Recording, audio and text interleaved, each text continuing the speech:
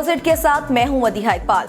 जोशो खरोश की अलामत समझे जाने वाले तालिबा और तालिबात जिनको फैज मेले में पुरजोश अंदाज में इंडियन शायर बिस्मिल असीम आबादी की नज़म सरफरोशी की तमन्ना अब हमारे दिल में है गाते और इनकलाब के नारे लगाते देखा गया। और देखते ही देखते ये वीडियो वायरल हो गई और मीडिया में भी मौजूए बहस बन गई कि आखिर जो नारे लगाए गए उनका मकसद क्या था। एक ललकार देखने को मिली, आखिर ये तलबा किनको ललकार रहे थे, इस तलबा तंजीम का एजेंडा क्या है और ये किसको एहतजाज की कॉल दे रहे हैं। 29 नवंबर को स्टूडेंट यकजहती मार्च, जिसे सुर्ख मार्च का नाम भी दिया गया, ये किस इनकलाबी दौर की याद ताज़ा करने की बात की जा रही है।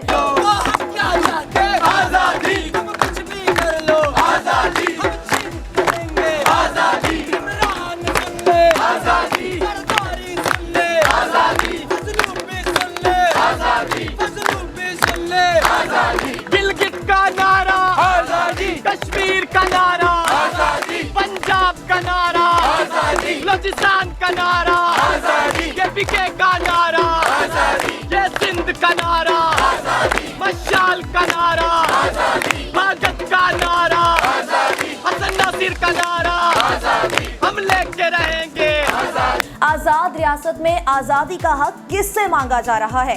क्या एहतजाज रिकॉर्ड करने का कोई और रास्ता नहीं मिला था? इदारे मौजूद हैं, उनको क्यों नहीं अप्रोच किया गया?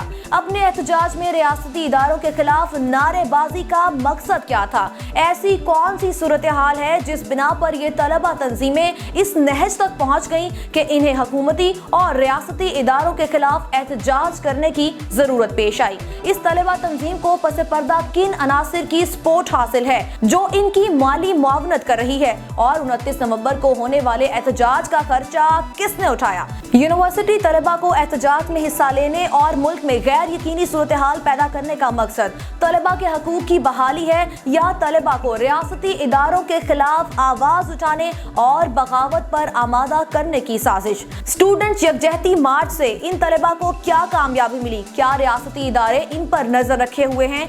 कहीं ये कौम के मावार किसी गलत हाथों में तो नहीं इस्तेमाल हो रहे? इन तलबा तंजीम का आगे का लाएअमल क्या होगा?